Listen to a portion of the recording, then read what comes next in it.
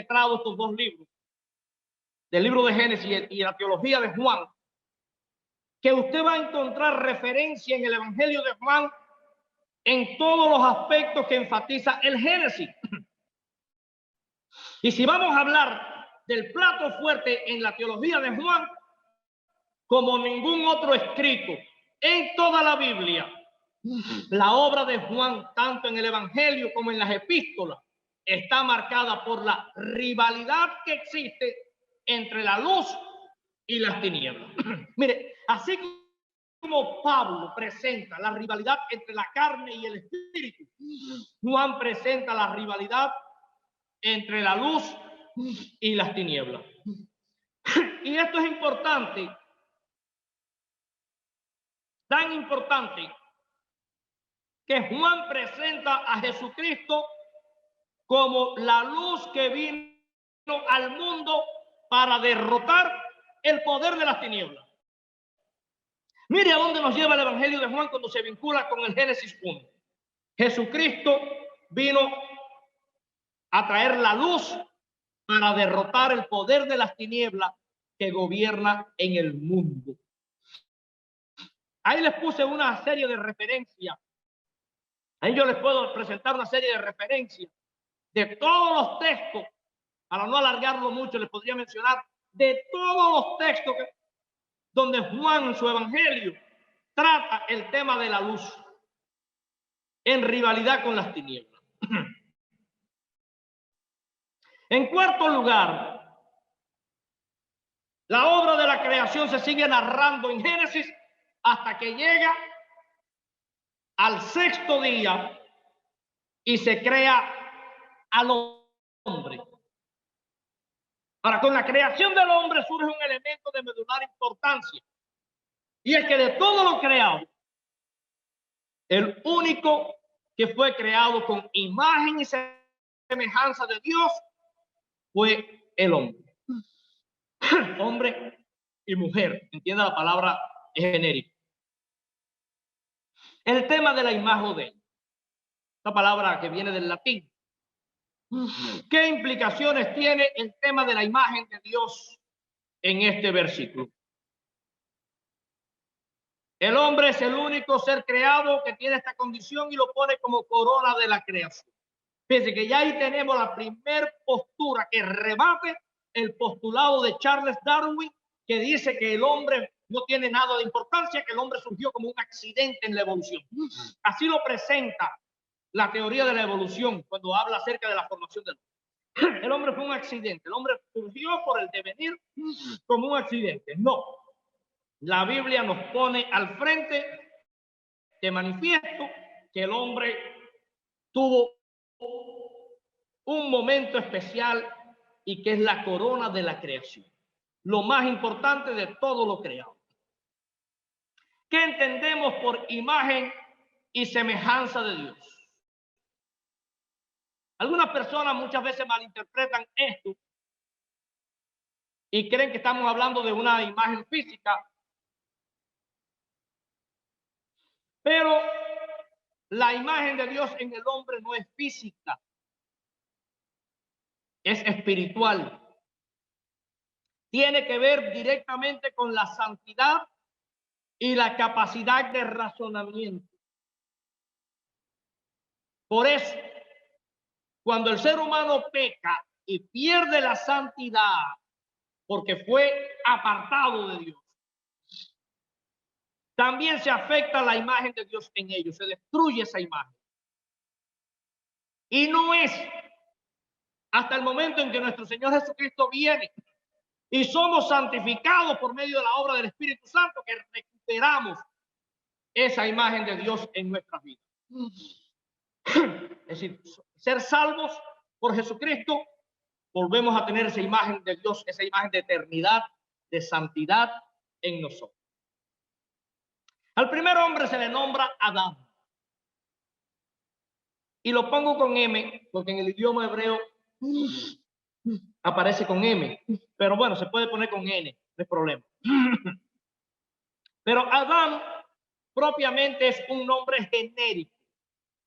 Significa literalmente hombre o humanidad. Por eso que cuando Adán cayó, con él cayó toda la humanidad. Toda la humanidad cayó junto con ellos. De ahí que en la historia primitiva, en estos primeros 11 capítulos de Génesis, todos los acontecimientos tienen consecuencias cósmicas. Si lo que pasa en un lugar afecta a todo lo creado. Lo que pasa en esta persona afecta a todo lo creado. Ya más adelante, en el versículo 23 y 24 del capítulo 2 de Génesis, se van a usar dos vocablos hebreos ya para referirse a los individuos, en este caso Adán y Eva.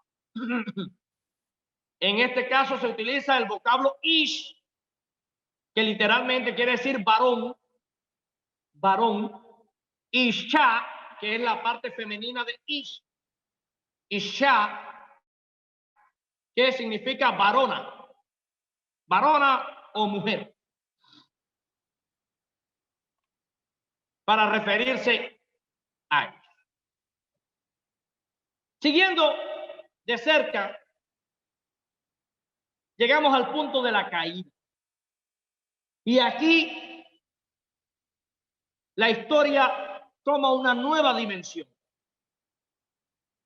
El relato de la caída y su consecuencia está ligado estrechamente a la historia de la salvación.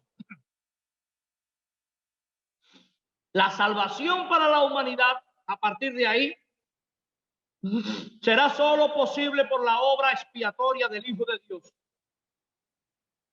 A partir de aquí se va construyendo un hilo conductor que concluye con la crucifixión y resurrección del Señor Jesucristo y la gran comisión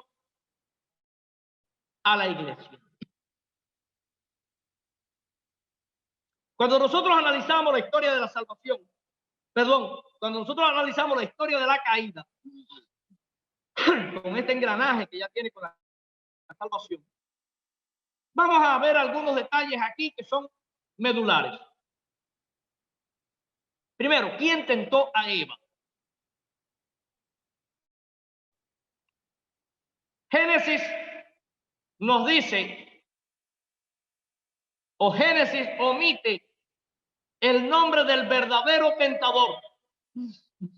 Queda escondido detrás de la figura de una serpiente.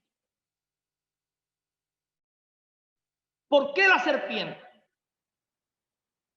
¿Por qué precisamente haya sido una serpiente el animal que se escogió para tentar a Eva? Esto tiene que ver quizás con el trasfondo del Antiguo Testamento, el contexto. Mire, en el Antiguo Testamento usted no va a encontrar prácticamente nada que hable del diablo. De hecho, la palabra diablo es una palabra griega, diabolus. En el Antiguo Testamento, ya en los libros del posexilio, va a haber una referencia al diablo como Belial. Pero en este periodo prácticamente no se habla del diablo en el Antiguo Testamento. Se usa la palabra Satán, pero la palabra hebrea Satán literalmente significa adversario. Y usted va a encontrar que la mayoría de las veces que se utiliza la palabra Satán va a ser para referirse a una persona que es adversario de otro. Por ejemplo, los pueblos que se enfrentaron a Israel eran Satán para Israel. El ángel que se le aparece a Balán en el camino, cuando va mandado por usted por Balac, aunque usted se asombre, el texto ese de Génesis dice literalmente, el ángel le dice a Balán, yo he venido como Satán contra ti, como adversario contra ti. Lo único que no se traduce literalmente la palabra Satán, se traduce la palabra adversario. Siempre que usted encuentre en el Antiguo Testamento el término adversario, la palabra hebrea que se usa es Satán. Porque en ese tiempo no se refiere tanto al diablo como a ser adversario uno de otros. Pero hay un libro en el Antiguo Testamento que corresponde su historia a este periodo entre la historia primitiva y la historia patriarcal. Si pasa la diapositiva van a ver qué libro. En la diapositiva siguiente, ahí lo tienen, es el libro de Job, un libro poético. Pero el relato de Job es un relato patriarcal. Y más que patriarcal, encaja en este periodo entre los patriarcas y este periodo de historia primitiva. Es decir, este libro de Job, su relato encaja en estos primeros 11 capítulos del Génesis. De ahí que algunos creen que Job haya sido el libro más antiguo de todo el Antiguo Testamento. Es alguna de las teorías que existen por ahí. El libro de Job, en su contenido, nos dice: hubo un día cuando los hijos de Dios vinieron a presentarse delante del Señor, y Satanás, aquí sí está refiriéndose al diablo, no a una persona, no a otro, sino al diablo. Y Satanás vino también entre ellos, y el Señor le dijo a Satanás, al adversario: ¿de dónde vienes? Entonces Satanás respondió al Señor y dijo: de recorrer la tierra y de andar por ella. Job nos pone al tanto de quién es el verdadero tentador, que ya después Juan en el libro de Apocalipsis dice: la serpiente antigua, Satanás, el diablo. Y Juan usa todos los términos, Satán en hebreo y diabolos en griego, para referirse a quién es el que verdaderamente tentó a Eva. Ahora, vuelve la pregunta: ¿por qué una serpiente? ¿Por qué no un cuervo? ¿Por qué no un cerdo? ¿Por qué no un cocodrilo? Algunos de estos animales, o un ave de rapiña, que eran inmundos después en el contexto del Antiguo Testamento. ¿Por qué una serpiente? La cuestión de que se escoja la serpiente y no otro animal tiene mucho que ver con el contexto del Antiguo Testamento. Estos capítulos sirven de introducción a la formación del pueblo de Israel, que inicia con el capítulo 12, el llamado de Abraham. Los orígenes de Israel van a estar muy ligados a tres culturas antiguas: la cultura mesopotámica, la egipcia y la cananea.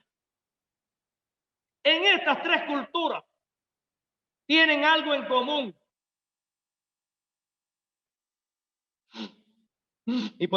Tienen algo en común.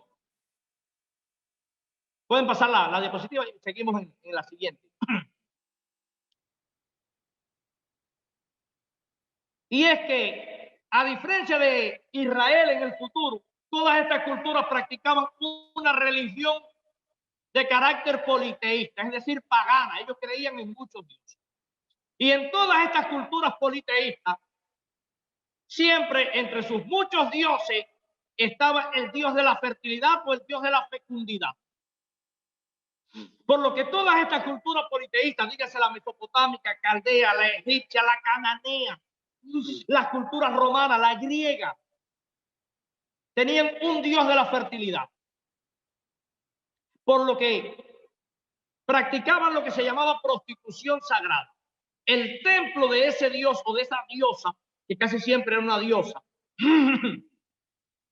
el templo donde se adoraban a esos dioses de la fertilidad, estaban atendidos por prostitutas sagradas, que eran las sacerdotisas. Y el culto a esos dioses paganos de la fertilidad, que en el contexto de la religión cananea, que es la que más va a interactuar Israel, era Aserá, la diosa Aserá, de esa que habla tanto el Antiguo Testamento. Aserá era la diosa de la fecundidad, de la fertilidad en el contexto cananeo. Y estas sacerdotisas, que eran prostitutas sagradas, desarrollaban una orgía de carácter sexual y era el culto que se les rendía de fecundidad a esos dioses. Ahora, lo interesante es que el animal que se usaba en esos cultos de fecundidad era la serpiente. Por lo tanto, los exégetas bíblicos plantean que por ser la serpiente el animal usado en los ritos paganos de la fecundidad, sea el que encaje para ser el medio de tentación que llevó a seducir a la mujer, pero que detrás de la serpiente quien se esconde no es otro que Satanás.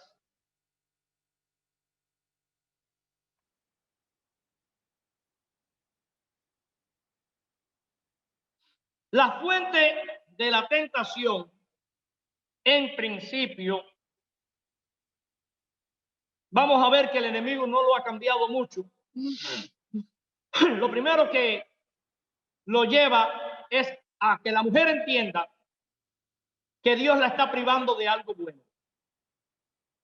Dios no te debe amar tanto que te limita de alcanzar el conocimiento para que puedas ser como Dios, como Él. Mire a dónde lo lleva Satanás. Este es el recurso que el enemigo sigue usando en la actualidad siempre que tienta. Nos va a dar a entender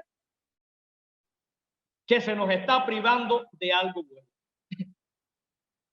Los que somos padres y hemos pasado ya por esta etapa de nuestros hijos en la adolescencia, como padres cristianos, ¿cuántas veces nuestros hijos no nos recriminaron? Pero ¿por qué si fulanito lo puede hacer, si aquel lo hace, si este tiene, si aquel lo dice? ¿Por qué yo no? Y muchas veces, un poco que figurado nos da a entender cómo el enemigo juega de esta forma con nosotros. ¿Cómo no va Dios permitirte hacer esto si es algo bueno para ti, que te gusta? Dios te está privando de esto, Dios te está privando de aquello, Dios te está privando de esta otra posibilidad. El tentador ahora lo que está buscando es que la humanidad, en este caso representada por Adán y Eva, quite su confianza de Dios y la pongan en ellos mismos. Y desafía a Dios cuando les dice, no morirán porque serán como Dios. Es sencillo. El maligno les dice que si ellos comen del fruto y alcanzan el conocimiento del bien y del mal, ya no van a tener necesidad más de Dios, porque ellos serán sus propios dioses. Si nosotros analizamos, amados hermanos y hermanas, bien de cerca este punto, nos vamos a encontrar que estamos en presencia de la base de la filosofía humanista,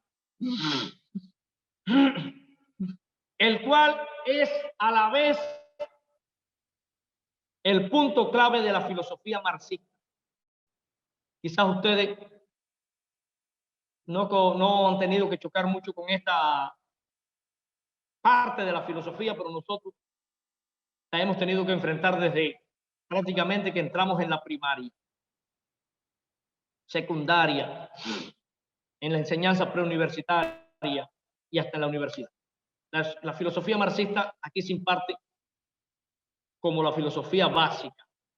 Y el marxismo busca enseñar una línea de pensamiento materialista donde deja a Dios fuera de todo el escenario donde se desarrollan los seres humanos.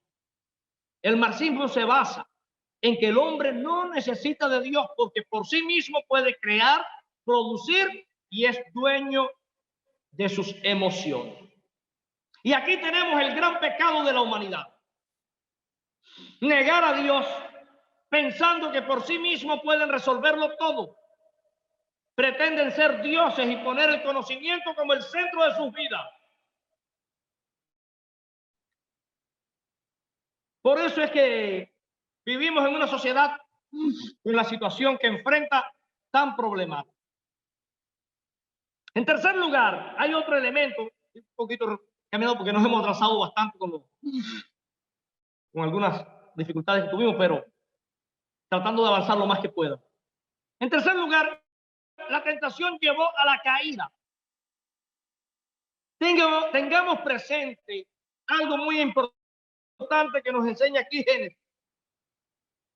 El pecado no se ejecutó, no se realizó hasta que la pareja comió lo que Dios le dijo que no podía comer. Mientras está ese proceso de tentación, todavía no hay pecado. Muchas veces las personas no saben diferenciar entre tentación y pecado. Somos tentados como humanos que somos. El propio Santiago lo dice en su epístola: una vez que desobedecemos y actuamos, es que entonces el pecado entra a tomar acción. Con la caída entró el pecado, y con el pecado la muerte. Por causa del pecado, el ser humano se separa de Dios. Se mutila esa imagen que había en él de Dios. Y hay una serie de consecuencias que demuestran la separación del ser humano de su creador. Pero vamos a ver algo en este mismo relato que nos sigue reflejando algunas cosas que se siguen viendo, y es la falta de reconocimiento, que es un mal visible en el pecador. Mira la respuesta que le da Adán a Dios: la mujer que tú me diste me dio de comer. No solamente el hombre no reconoció su pecado, sino que acusa a Dios. La mujer que me diste. Es decir, no reconoce que pecó. Trata de culpar a Dios de una forma implícita, como que si no me hubiese dado la mujer, a lo mejor no hubiera pasado nada. Pero la falta de reconocimiento es el peor mal. Por eso es que cuando nosotros vamos al Evangelio, la base de la salvación es que si confesares con tu boca, confesar quiere decir reconocer: soy un pecador, necesito de Jesucristo, me arrepiento de mis pecados, y entonces que la salvación actúa en nuestra vida. Tiene que haber confesión para recibir salvación. Y esto es básico en la teología del Nuevo Testamento, que se desprende de aquí. El gran problema de Adán está en no reconocer su pecado y más bien querer culpar a Dios por la mujer que le dio. Por causa del pecado viene el juicio. El ser humano se aleja de su creador, son echados fuera del Edén. El vínculo que los unía al creador era el poder habitar en el jardín del Edén, pero ahora son echados fuera. Este capítulo 3 encierra dos elementos muy importantes en la teología cristiana. Primeramente, el inicio de la historia de la salvación, que queda reflejado en Génesis 3:15. Cuando el Señor le dice a la mujer y a la serpiente: y pondré enemistad entre tú y la mujer, y entre tu simiente y su simiente. Él te herirá en la cabeza y tú le herirás en el calcañar. Hay una referencia que cuando nosotros vamos al Nuevo Testamento ahí encontramos la referencia del sacrificio. En segundo lugar, la respuesta de ellos ante la caída en Génesis 3:7. Entonces cosieron hojas de higuera y se hicieron delantales. Se hicieron delantales de hoja. Este texto de Génesis 3:7 muestra la fragilidad de las obras humanas por las cuales nadie podrá ser salvo. Básico este texto de Génesis 3:7 para la doctrina de la salvación en las cartas de Pablo, sobre todo en Romanos.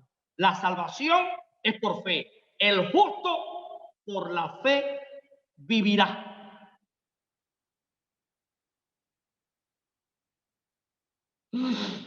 ¿Qué tuvo que hacer el Señor para cubrir la vergüenza del hombre y de la mujer? Génesis 3:21. Y el Señor hizo vestiduras de piel para Adán y su mujer y los vistió. Para poder hacerle las vestiduras de piel, tuvo que morir un animal, un cordero, quizás un becerro. Aquí tenemos el mensaje de la salvación. Fíjense, ya Génesis 3:21 tiene implícito el mensaje central que va a desarrollar los evangelios en el Nuevo Testamento. Para alcanzar la salvación, un inocente tiene que morir para vestir a los pecadores. El justo da su vida por los impíos. El cuadro perfecto de la salvación que nos muestra Génesis deja ver y se cumple en la persona de Jesucristo, donde encontramos al Cordero Santo muriendo por el mundo pecador, dando su vida en sacrificio por todos los pecadores. Pero también este capítulo 3 es la base del surgimiento de la doctrina del pecado original que Pablo toma. Por ejemplo, allí tenemos Romanos 5:12. El apóstol Pablo dice: por tanto, como el pecado entró en el mundo por un hombre y por el pecado la muerte, así la muerte pasó a todos los hombres por cuanto todos pecaron. Doctrina del pecado original que es presentada ya en la formación de la iglesia, especialmente por Agustín de Hipona, y que tiene una fuerte repercusión en toda la teología cristiana, en toda la teología de la iglesia. Ahora, el pecado no solo distanció al hombre de Dios, lo llevó a distanciarse los unos de los otros. Y es que el capítulo 4 ya entra para introducirnos en esta realidad donde vemos cómo el pecado comenzó por afectar el elemento central de la sociedad. Debemos partir de un principio de la sociología. La familia es la base de la sociedad. Cualquier cosa que afecte a la familia creará un gran mal en la sociedad. Y esto más que la sociología moderna, la Biblia nos los enseña y nos los demuestra. El fratricidio cometido por Caín contra Abel demuestra cómo el pecado comenzó a mostrar su impacto nefasto, dividiendo la familia, un alejamiento entre las personas, un distanciamiento entre los seres humanos, que va a alcanzar su cúspide en el capítulo 11 de Génesis, donde en Babel toda la humanidad quedó separada. Por lo tanto, Génesis continúa hablándonos de que Caín marcará la descendencia maldita, porque Caín salió bajo maldición, por lo que sus descendientes están marcados por el odio y la sed de venganza, como lo expresa uno de ellos, Lamec. Si 7 veces será vengado, iba a ser vengado Caín, 70 veces 7 lo será Lamec. Este descendiente de Caín juró delante de sus mujeres así. Muchos siglos después, cuando Pedro le está preguntando a Jesús: Señor, ¿cuántas veces tengo que perdonar? ¿Hasta 7 veces? Jesús le dijo: no, hasta 70 veces 7. Y lo que Jesús hizo fue recordarle esas palabras de Lamec. La venganza en Lamec llevó al diluvio y a la destrucción, pero el perdón lleva a la salvación. Caín marca esa descendencia maldita. Luego aparece Set, el hijo que le nace en sustitución de Abel, y marca la descendencia bendita. De él nace Enos. Y el texto señala que para este tiempo los hombres comenzaron a invocar el nombre del Señor. Pero cuando creíamos que todo se iba a resolver, vemos cómo el mal que ya estaba en el ser humano, provocado por el pecado, siguió haciendo estrago. Y en el capítulo 6 de Génesis comienza hablándonos que la descendencia bendita de Set, al ver a las hijas de la descendencia maldita de Caín, se unieron a ella, y la maldad creció tanto en la tierra que Dios decide quitar a todo lo creado por un diluvio. Por lo que el pecado, el mensaje que nos deja Génesis, es que el pecado acarrea juicio, pero la misericordia de Dios se manifiesta en favor del justo.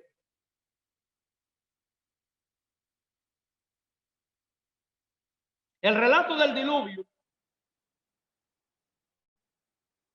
muestra el juicio como consecuencia del pecado, pero también nos muestra el mensaje de la misericordia de Dios con el justo, como pasó con Noé y con su familia.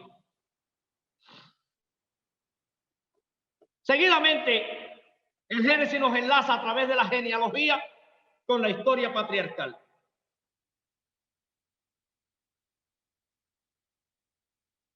Los capítulos 12 a 50 de Génesis nos lleva a través de esta historia. Se desarrolla la historia patriarcal en relación con la cultura mesopotámica y caldea. Por eso muchas veces nos cuesta trabajo entender algunos textos de los patriarcas. Para poder entender por qué Abraham se acostó con Agar, por qué Jacob huyó de Labán, por qué Raquel se robó los dioses de su padre, tenemos que entender el contexto en el que se desarrolla la historia patriarcal, que está muy unido a Mesopotamia. La cultura mesopotámica era la más desarrollada en el mundo. La historia de los patriarcas comienza alrededor del año 2000 a.C., cuando Dios llama a Abraham. Cuando Dios llama a Abraham, y lo manda a irse de su tierra, en este periodo en que Abraham está saliendo del sur de Mesopotamia para dirigirse a Canaán, en Mesopotamia se está desarrollando una gran lucha de poder que acabaría con el triunfo de Babilonia bajo las órdenes del rey Hammurabi. Y lo más importante que hizo este rey Hammurabi fue un código de leyes que publicó y que afectó a toda aquella región, y que muchas de las acciones que ocurren en Génesis 12 al 50 están influenciadas por las leyes de Hammurabi. Era lo que en ese tiempo se tenía legal. Recuerden que todavía no existía la ley vino mucho tiempo después con Moisés. ¿Cómo influyó este código de Hammurabi en los patriarcas? Como he visto en muchos de los pasajes del Génesis, que algunas veces nos dejan como Génesis 15, Abraham se queja de que el hijo de un mayordomo lo tiene que heredar. Que las leyes de Nusu, que es lo que está implícito ya en el código de Hammurabi, decían que cuando el hombre no tenía descendiente, tenía que entre sus esclavos, sus criados, escoger a uno de los varones que nacía y ese sería su heredero. Sarai le ofrece la sierva Agar para Abraham, pero Abraham no está aquí haciendo nada que no estuviese legislado. Las leyes de Nusu, que eran las que imperaban en toda esa región, decía que si la esposa no le podía dar hijos, debía tomar una sierva y con la sierva buscar descendencia. Y con la sierva buscar descendencia. Génesis 31. ¿Por qué Jacob decide abandonar a su suegro Labán? Toma a su esposa y se va a Lea y a Raquel y se va para Canaán. Ustedes recordarán que primero, cuando Jacob llegó allá, Jacob y Labán hicieron un pacto. Bueno, el pacto básicamente era por casarse con Raquel. 7 años de trabajo. Pero lo que sí se deja ver detrás de este pacto es el siguiente. Más que casarse con la hija de Labán, Labán en ese tiempo no tenía varones, ningún heredero. Por lo que al Jacob ser yerno de Labán, se constituía el heredero de la fortuna de su suegro. cuando Labán tuvo heredero, tuvo hijos varones, Jacob sencillamente dice, ya yo aquí no voy a heredar nada, pues me voy. Recoge a su mujer, a sus mujeres, a su sierva, el ganado que tenía, que ya era bastante numeroso, y parte rumbo a Canaán.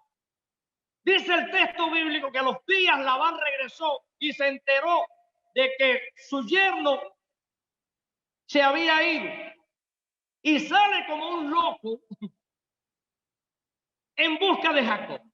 Ahora yo les pregunto, ¿ustedes creen que Labán amaba tanto a sus hijas y a Jacob para salir tan de esa forma en captura de su yerno y con no buenas intenciones? Si es que el Señor no se le aparece en el camino, las intenciones de Labán no eran nada buenas, pero dice que Dios, el Señor, se le apareció en el camino y dijo, cuidado con tocar a Jacob. Ahora, lo lindo del caso es que Génesis nos dice que Raquel se había robado los dioses lares de su padre. Esto es lo que le llama la atención. Para no hacerle la historia tan larga, porque ya estoy fuera de tiempo, vamos a tener que correr unos minuticos, un tiempito para poder terminar este punto. El problema está que no fue que Raquel fuera devota, tan devota a los dioses de su padre. Ahí no hay un problema de devoción. Ahí hay un conflicto de intereses. El código de Hammurabi establecía que a la muerte del patriarca, del padre de familia, el que tuviese en su poder los terafines, los dioses lares de la familia, se constituía en el heredero universal de todos los bienes del patrimonio familiar. Por tanto, lo que Raquel dice es lo siguiente. Yo no sé si en componenda con Jacob o lo hizo por libre y espontánea decisión. Si ya Jacob no va a heredar de mi padre porque ya tengo hermanos varones que son sus herederos, yo me llevo los dioses lares y cuando Labán muera, sencillamente lo que Jacob tenía que hacer era venir con los dioses lares y reclamar la herencia. De ahí todo el desenfreno y el pacto que entonces hace Labán con Jacob, donde echa por tierra esa cláusula para salvar a su hijo de que no perdiera la herencia. Esos son algunos de los detalles que nos presenta el libro de Génesis. La historia patriarcal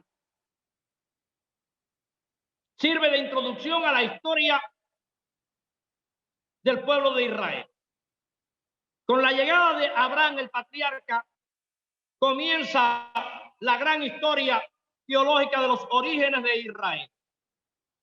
Por ello, Abraham se constituye en el fundador de un nuevo pueblo, de una nueva tierra y el portador de una creencia del Dios revelado. Recuerden que Abraham proviene de un contexto politeísta pagano. Lo primero que Dios hace es transformar la vida de Abraham para que este hombre sea el fundador de ese nuevo pueblo. Fue un hombre de considerable riqueza y prestigio. Y es muy importante en esta relación de Dios con Abraham la alianza.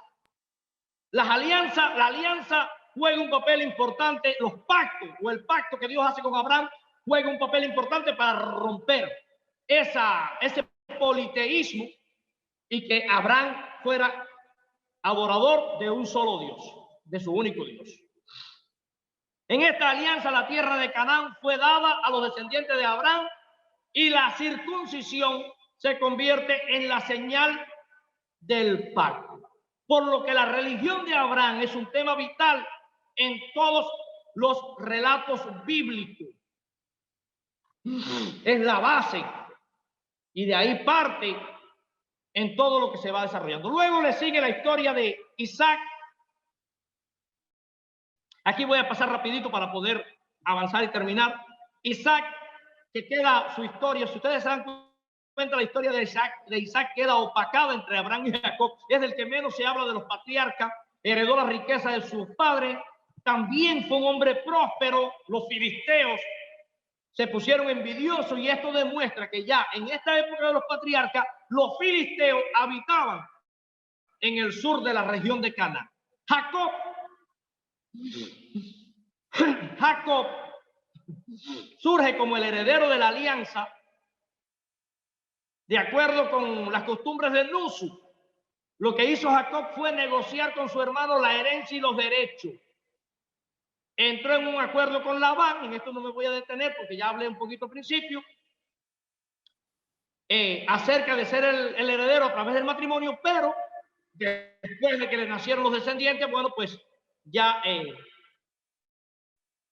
sale y se va y regresa a la tierra de Canaán. Y por último, el último de los patriarcas, José. El último de los patriarcas, José, que la parte fundamental de José es que la historia, el contexto de Mesopotamia se traslada al sur, a Egipto. Entrelaza la vida patriarcal con Egipto, porque anteriormente todo había sido con Mesopotamia, dos grandes civilizaciones antiguas. Cuando nosotros vemos de repente la historia de José se corta, en un momento se hace una pausa en la historia de José para entrar en el episodio de Judá y Tamar.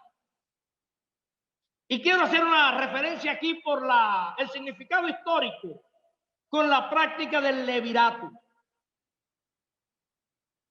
Ahora, cuando Judá le incumple, porque ya no tenía más hijos para darle a Tamar, y la manda a recluirse, recuerden la historia que Tamar se disfraza de prostituta, se llega a Judá, sale embarazada, pero le pide tres cosas a Judá. Ahora, cuando Judá se entera de que su nuera Tamar está embarazada, la condena a ser quemada por el delito de prostitución. Era una costumbre que se usaba en Canaán y que venía de los hititas y de los filisteos. Según las fuentes ugaríticas y mesopotámicas, atestiguan el uso de tres artículos para significar la identificación personal de quién estuvo con la persona: el sello, el cinturón y el báculo.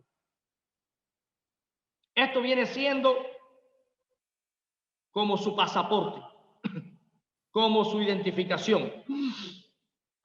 Tamar no fue sometida al castigo bajo la ley local por su estratagema, y así dificultó el plan de Judá de ignorar sus derechos al matrimonio, según establecía el levirato que se practicaba ya para este tiempo. Con la historia de José en Egipto y la entrada de Jacob y su familia, concluye el libro del Génesis. Jacob entra con su familia a finales de la dinastía 12 de los faraones.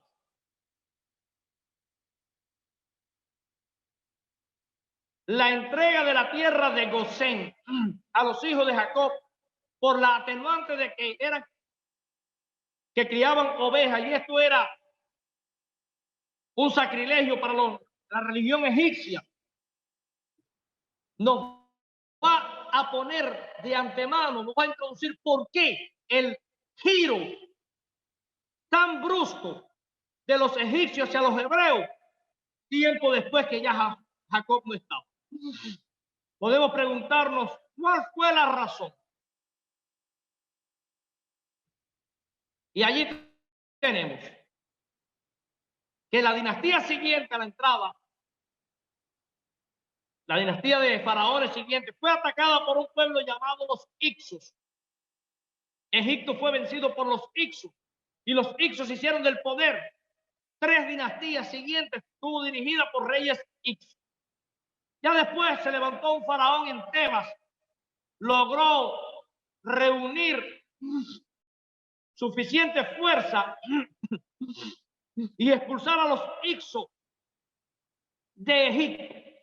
Pero como los Hicsos tenían en común con los hebreos, que eran pastores de ovejas, los egipcios vieron en los hebreos un peligro potencial de que pudiera levantarse en contra suya, y de ahí la esclavitud. Así comienza la historia de Israel. La formación del pueblo de Israel y apertura a una nueva etapa de su historia tiene sus inicios en el Éxodo y se va a extender por todo el Antiguo Testamento. Éxodo nos pone al tanto de la situación dramática que vivieron en Egipto,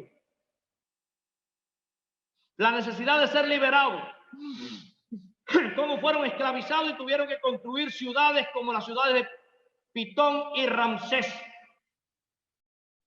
Moisés le toca nacer en un tiempo muy peligroso. Adoptado por la hija del faraón, fue preparado en cuanto a su educación para formar parte importante dentro del liderazgo egipcio. Su salida de Egipto prepara el escenario para su encuentro con Dios, que posteriormente se le va a aparecer en el monte Horeb o monte Sinaí. Éxodo 3 nos pone al tanto del encuentro de Dios con Moisés, y por primera vez en toda la historia Dios se revela con su nombre sagrado.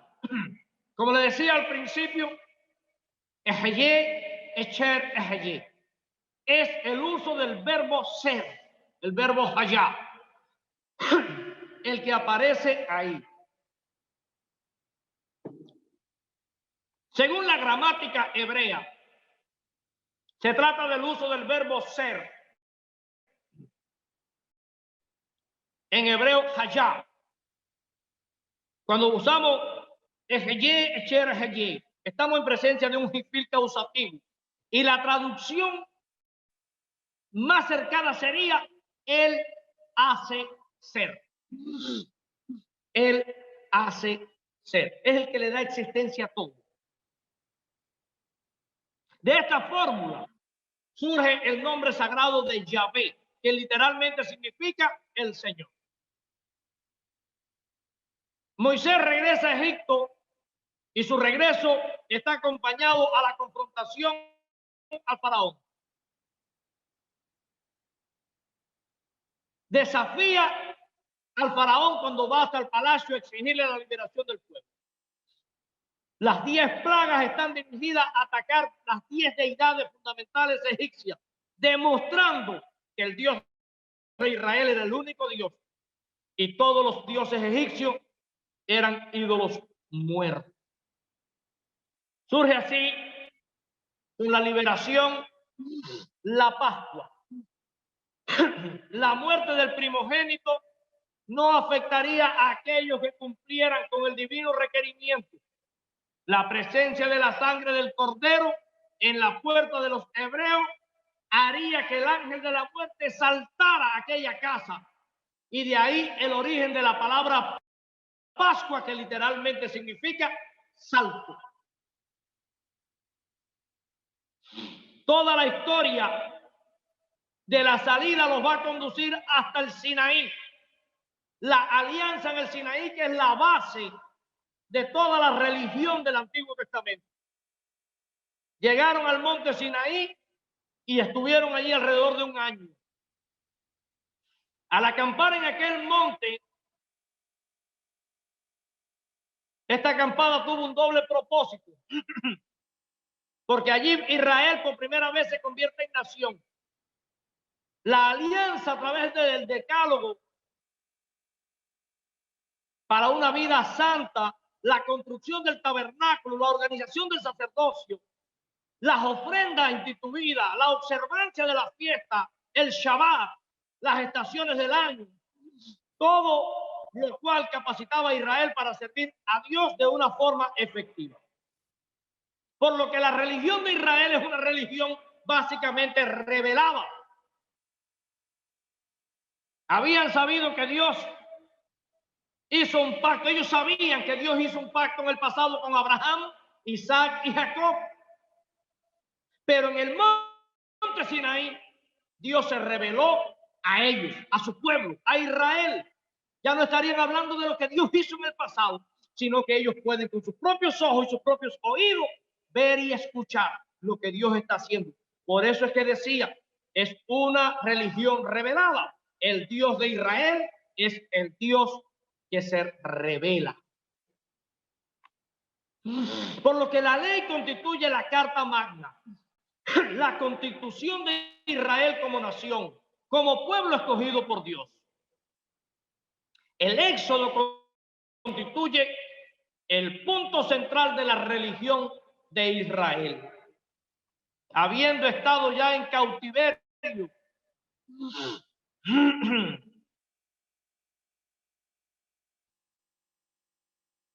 habiendo estado en cautiverio y en un entorno idolátrico, Israel a partir de entonces iba a ser un pueblo devoto a Dios. Las 10 palabras o 10 mandamientos, de ahí la palabra decálogo, deca 10 en griego, logos, palabra. Las 10 palabras o 10 mandamientos constituyen la introducción al pacto. La característica distintiva del decálogo lo vamos a ver en los primeros 2 mandamientos.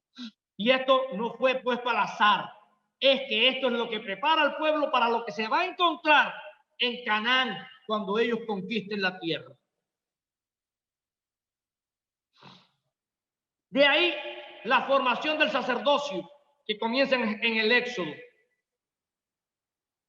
Queda constituido por primera vez un clero establecido, porque en la historia patriarcal no existía solo el sacerdocio de Melquisedec. Leví es la tribu que se escoge para desarrollar dicha función. Los sacerdotes van a estar vinculados al santuario. Por eso la construcción del tabernáculo es tan importante en el libro del Éxodo. La ley comienza en el Éxodo y concluye en el Deuteronomio. La ley no tiene 10 mandamientos.